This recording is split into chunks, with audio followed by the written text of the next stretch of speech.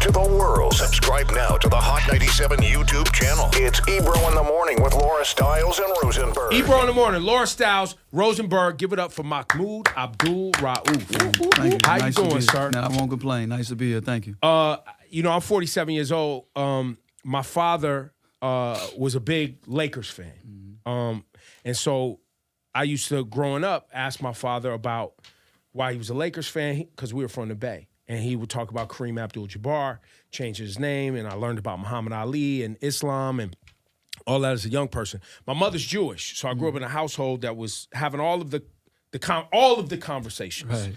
So as I guess you were in the league from 90. What years were you in the league? I got in 90, 96 at Denver, and then 2 years at Sacramento, and then there was a hiatus, and then I ended up going to Vancouver for a year. I think 2000, 2001. 2001. Something like that. So you played. So it was like a 10-year career. 9 years. Nine I just years. missed the 10 years. God, is that a thing? Oh, yeah, 10 years get you more money for your pension. But at any rate, when you were not standing for the national anthem and were praying during the national anthem, and the league had a big problem with you changing your name from Chris Jackson to Mahmoud Abdul-Rauf and embracing your faith and even at the time talking about the issues as a black man that you had with America and what it did to black people, et cetera, et cetera. I felt that at the time. Mm-hmm. And we were very proud.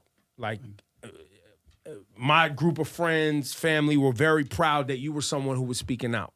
But a lot of people don't remember that time. Mm-hmm. You know, a lot of people don't remember before Kaepernick there was Mahmoud Abdul-Rauf. Mm-hmm. I would love. How does that feel for you today? Now you're putting out a documentary. There's a book. How does that feel today to come and be doing interviews? Because you don't do a lot of press and media. You don't do a lot of talking. That's not your thing, right? Well, actually, no. I've been on the road, especially pre-pandemic. Yeah, I've been doing a lot of speaking engagements, man. I go everywhere, even with humanitarian organizations overseas, at different universities. I speak a lot on different issues. God, I didn't know that. Yeah. It just hasn't been necessarily broadcast. Right. Yeah, so I don't mind. I'm a people's person, and that's how you grow, by having conversations. Right. But going back to what you said about the NBA earlier, and then the question that you asked, it wasn't so much that they had a problem with me becoming Muslim and changing my name. It's when you begin to showcase it and live it. Because a lot of people in the league, Christians, Jews, like A.C. Green. Right. A.C. Green wore his Christianity on his sleeve. Oh, yeah. Right. But it was like looked down upon because there's a culture in the NBA. And it's like you're being reminded of God when you see him or when you see this person. So some things they don't want. But it feels good, man, to, anytime you're trying to do something and trying to affect change in whatever way, whether speaking about it, other decisions you make, to find that it resonates with people and they appreciate it, because that's the goal. It's just trying to touch and benefit people and touch lives as much as you can, and really to be about real change. And it can't happen if we continue to be silent, Right. So it makes a difference. What was the impetus for you converting, changing your name, et cetera? What was that I'm sure that's a lot of the doc, but take us through a little bit of the journey. No, it's okay. No, man, I was at LSU, and Dale Brown, as white as you can get as a white man in North Dakota, he knows almost everybody, the Dick Gregory's, the Farrakhan's, and he handed me the autobiography of Malcolm. I never knew who Malcolm was, even in college. And so I was fascinated, about his life. And got to Denver, and I was having issues with my faith. You were born a Christian? A Baptist, yeah. I would ask a lot of questions, and I would get the same response every time.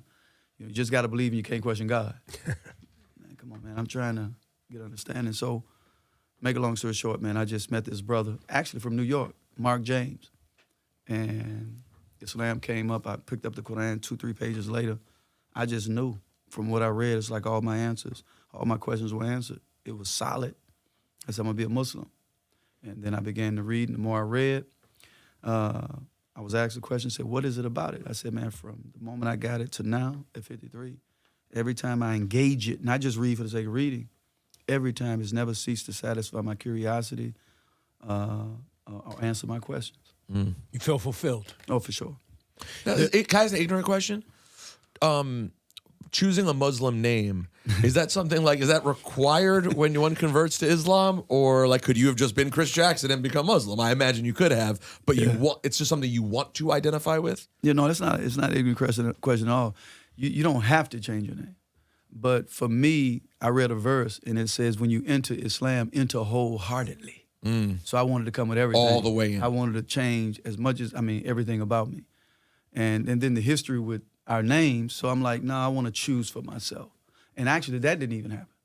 Because after I became Muslim, I went into the office, and there were two brothers. One was the imam and another brother. And they said, hey, man, I think Mahmoud would be a good name. I said, okay. I heard all the names are beautiful. The other one said, Abdul-Rauf, I think is good. I said, like I said, all the names are beautiful, no problem.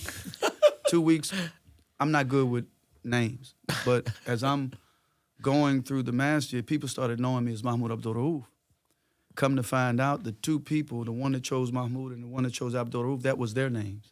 They wanted me to have, like a piece of them. And then they give me a book of Muslim names, and I'm looking at all these meanings. I'm like, man, you should have gave me that first.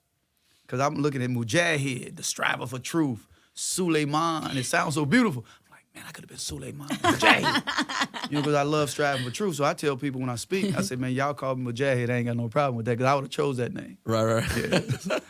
How long did it take for it to take, where like you start to feel that your name is Mahmoud? Like how long is that? For me, it didn't take long. And I embraced it immediately because I was ready for it. I made a decision that, man, I'm going at this full tilt, And I understood the consequences. Anytime you do something like that, it's a big deal in a lot of people's minds, because it's like, to some degree, we lost him. He's got a mind of his own, right? Yeah. And his name's Cassius Clay. Yeah, exactly. So that's that ownership shit. Yeah, you got to own it. Well, no, meaning others trying to own your identity. Of course. Right? Meaning someone trying to say, that's a thing in the United States, especially with black folks. Yeah. When black folks go to change their names, society often, not all people, but there's a greater society, it's like, what's wrong with your other name? Well, it's tied to slavery. My last name is Darden, but luckily my father gave me Ibrahim Jamil so that I could have a path to learn and understand, right? Yeah. But that was his thing with Kareem Abdul-Jabbar is, Lou Alcindor took control of his identity, took control of his future, he took control of, right? And that's what black folks in America didn't have, was the control of your identity. That's right. And your destiny. Yeah. Right? And that's your documentary Stand, which is Showtime original. You have Steph Curry in there. And I, before you came in the room, I said that you were Steph Curry before Steph Curry, which I think Steph Curry even gives you that acknowledgement because of the type of skill set and your size. When you hear that today and you see Steph Curry today, what do you feel? What do you see? There are always going to be comparisons, and I acknowledge that. And, man, to even be mentioned in the same breath, people like that, he's phenomenal. Ball handling, mid-range, long range, finish. His ability to pass, he's just a phenomenal player. So I'm honored, to be mentioned in the same breath as guys like that, and that they would sacrifice their time to support this film and to speak out. And he's also one of those dudes, too. Yeah. That don't mind sharing his views and his faith. And so deeply grateful for that. When you were in the NBA, to us on the outside, and it doesn't seem so much right now while you're talking, but to us on the outside, it looked like you were blackballed from the NBA. Yeah. Is that the truth, or is that just our interpretation of you exercising your faith and it, as you pointed out, kind of a complication where the NBA was kind of like, listen, whatever faith you want to be is fine, but when you're on the floor, you're playing basketball. Like, reconcile that for us. No, man, I definitely believe initially when all of this went down, I didn't jump to the blackball thing, because it's kind of like when people experience something from white people, we quick want to say that was racist. Not everything is racist. Just not every basketball player, athlete that's out of the league is blackball. But I sat back and I'm looking at patterns. And I'm looking at the fact, okay, and I didn't know this at the time, but I knew that the beginning of the season, I'm putting up numbers. And we had actually, you leave us together, we're good. Denver had no problem with me. I'm a people's person. Now, when I go to other arenas, they're booing and they're doing their thing. Booing just because you're a Muslim? Because after the flag. Yeah, for the anthem. Got it. Right? But when I came back to Denver, I'm expecting the same. Nobody booed because I'm in the streets. I mingle with people. Then I found out that people love John Elway, right? They did a poll. The most popular athlete in Denver was me. But you release me, Denver don't have no problem, right? You release me, I go to Sacramento, my minutes began to decline. Then I hear coaches like, man, why aren't they playing this guy? We organize our defense to stop him. And usually, and I'm in my prime, usually at the height of, me, when I'm not playing, journalists would come, hey, man, why aren't they, what's going on? The whole season, the whole time, it's probably like a handful of journalists the whole year. It's like I was hands off. Then they come out with this special, top free throw shooters in the league. You shot like 91%. I'm not even seen on the special. So I'm like, this is interesting, right? So you start seeing these things, and then I get so many games where I don't even get in. Wow. And this is all once you got to Sacramento? Oh, yeah. And so I'm like, wow. Then I hear that St. Jean, someone caught him saying that, man, we don't play him because when they're in the game together, we got to give, because I can go get my shot. I don't need, you to set a pick for me, but it's taken away from other, Mitch. It's politics. So all of this stuff is happening. And then there's this media saying, well, he's supposed to be meeting David Stern. When that was going on, I never talked to David Stern in my life, other than being third pick. And then that particular time in Sacramento, when he came by in Vancouver, years later, when he came and didn't realize I had snuck back into the league. And he had walked up to me, and the teammate saw it, he was kind of shocked because it was in the public. He kind of put his hand out, and I kind of gave him my finger. And I can't remember what he said, but he said something real smart, and I said something back to him and kept on rolling. So that kind of made me, after looking at Caps, but even before that, I'm like, I know there's a country club environment that exists in a lot of businesses. And I definitely think there was some conversations, don't touch him, because my agent at the time, Sharif Nasir, out of Oakland, had called Coangelo in Phoenix, who he was the president at the time, and he was talking about me, and I'm still in my prime now. He said, "Hey man, Mahmoud is available." Before he could even finish, Coangelo said, "We're not interested. It has nothing to do with his basketball either." I said, "Man, I wish I could have had that on audio tape." And then I went to L.A. playing in the summer league, because I was bitter. I said, let me just go and play. It's for me to show that, I can still play, because when you're not playing and they reduce your time, it's easy for them to get rid of you because they can just, he's not really doing you don't anything. have it anymore. Right. Because there are laws in this country. You can't just say, I'm getting rid of him because of this. So let's present this scenario, and, now out of sight, out of mind. That's right. We can justify. And so that's kind of how it went down. So when you decided to not stand for the national anthem and pray, what was the conversation? Did anybody say anything to you at that time?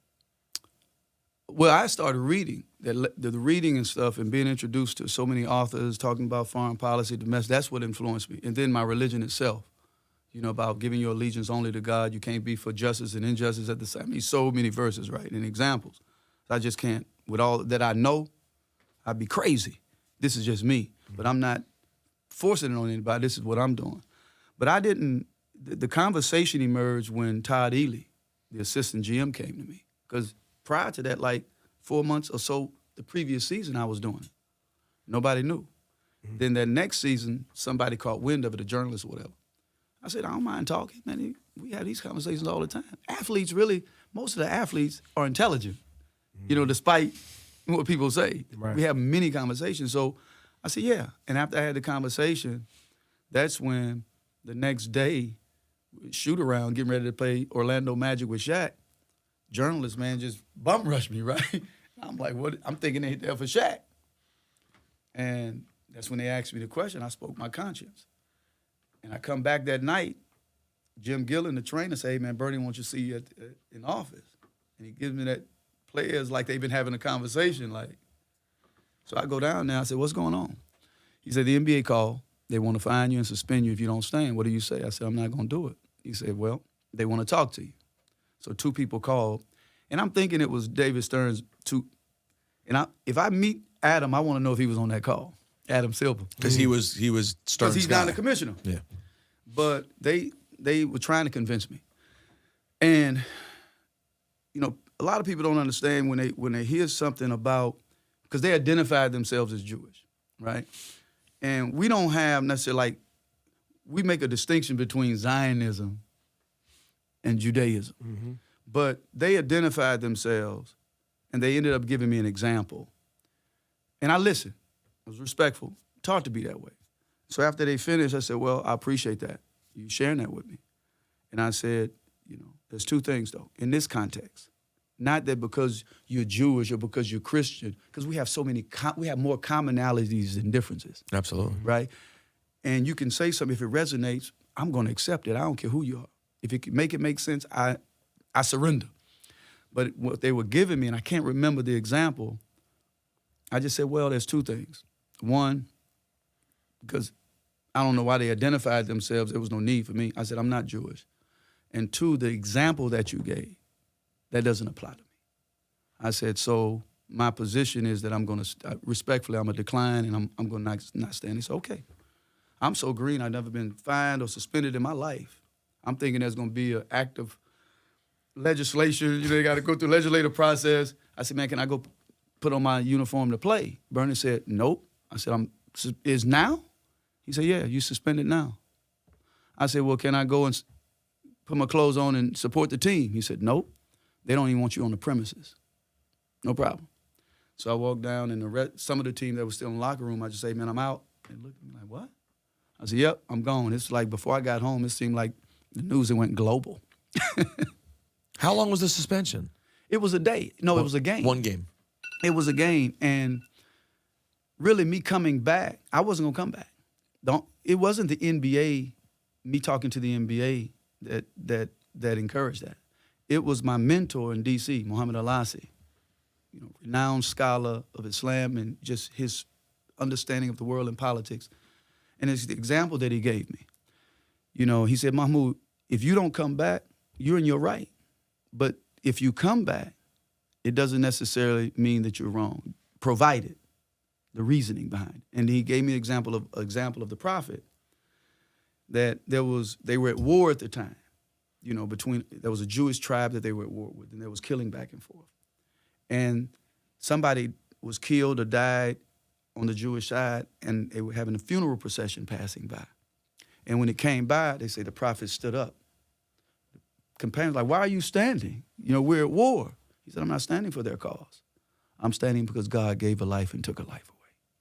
So he said, you can come back and stand, but it not be for what this flag and this anthem represents in its cruelty and its brutality. You could stand for those who are oppressed, right, who are suffocating under the system. And you can use this platform because the NBA's reach, their visibility is, you can use this platform to... And that's when you started standing That's again and when I praying. came back. Right. But I didn't want to. I was mad when he told me that because I was like, I just wanted to just attack.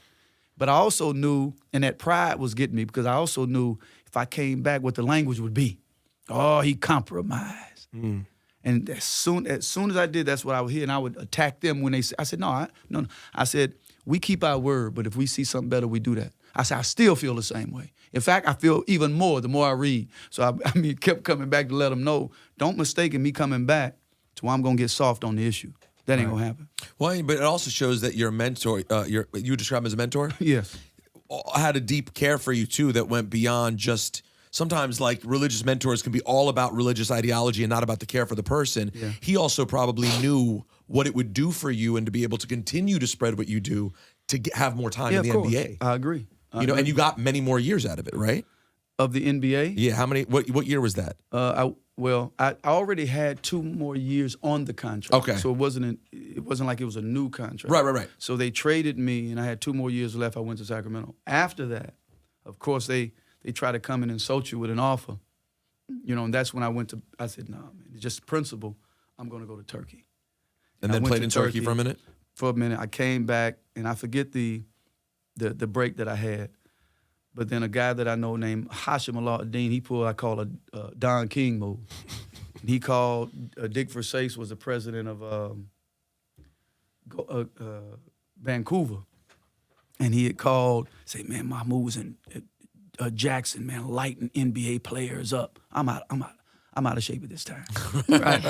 And I did play in Jackson. There was a few but most of them were like college. And I did play well, but he hyped it up. And so they brought me in. I didn't have to try out. And I got a 2-year, but the first year was guaranteed. The second year was an option. Yeah. And I told him, I'm not gonna come back unless you can guarantee me that if I get in shape, that I'll get some time. Like if I get in the shape I'm supposed to be in, he guaranteed me that. But that didn't happen when I began to get in shape. But in essence, that's how a lot of that happened and getting back into league. But that's why I came back. And it's not because of relationship with the NBA and that's what I decided. This is what I'm gonna do. What did Denver say they let you go? You were in your prime. You were still playing good ball. You said the people of Denver loved you. Yeah. What did Denver say was their logic behind releasing you? They didn't. I don't remember them saying anything. I just got traded. They just traded you. Bernie Bickerstaff, before the year was up, had called me privately, and he said, look, why don't you just stay at home the rest of the season? And a part of me didn't want to do it because I don't trust him.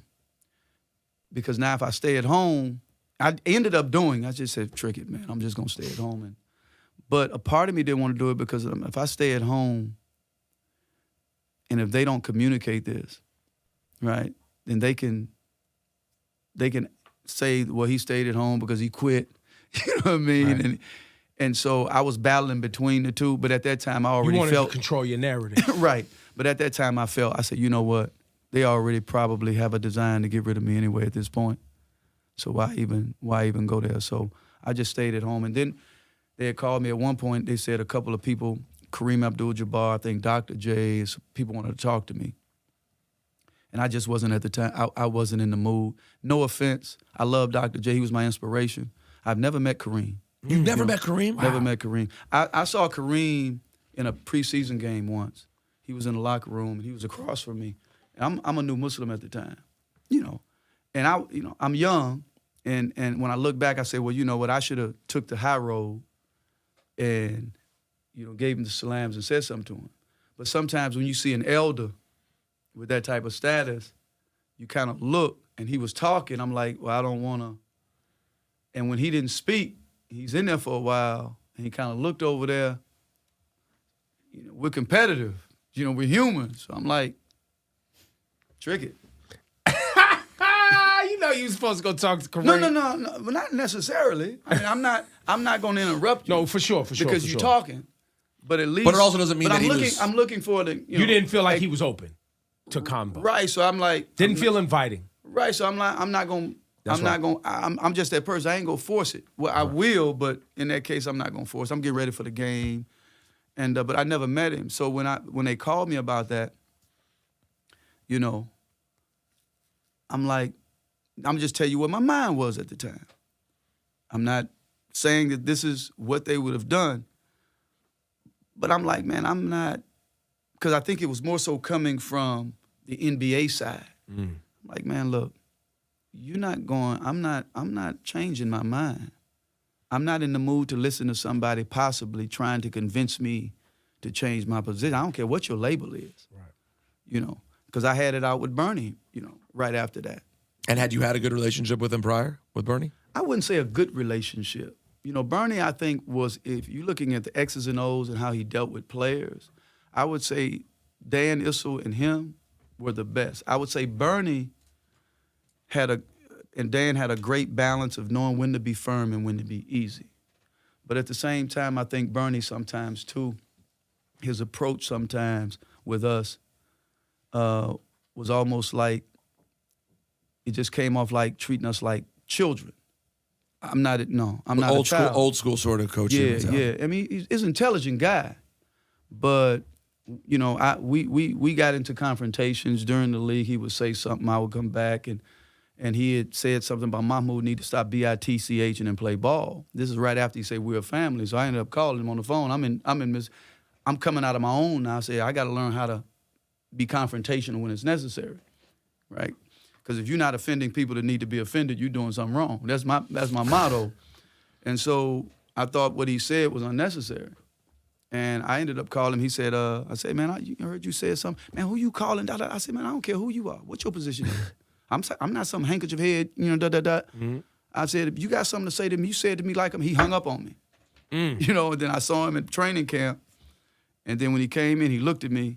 He did that. I did that. But I noticed the rest of the year, he would go to players and, rub their head, and he would go by and he'd come by me. You don't have to like me, but you're going to respect me. Right. Your team's telling us you have to go. I know we could talk to you for a long time. Oh, man. Do you cover in the doc? Do you cover Tourette's? You were the first celebrity I ever heard of having Tourette's. Yeah, I cover Tourette's. I cover going broke. I cover, all of that. It's all in there. Okay. Well, and honestly, I've always thought that your ability to stand, just like the documentary says, and be strong was probably built in the challenges that you had coming up with dealing with Tourette's and having to, show and prove, right? And I'm very excited being a for kid this at that time in the 70s and 80s, growing up as a kid with Tourette's, I can't imagine it was a friendly world. No, not at all. Never really is. But you're absolutely right. Yeah. It's molded and shaped me, and it's a blessing when it's all said and done. Well, and thank you for your sacrifices too to keep the conversation going and represent in the right way. No, thank you, man. Thank you for all that you do. Everybody that knows who you are and has watched you and is very thankful. No, thank you, man. I'm grateful. The documentary Stand. Yes, sir. Showtime original. Mahmoud Abdul-Rauf. Give it up one time. Thank you for your time today. Appreciate it. Yes.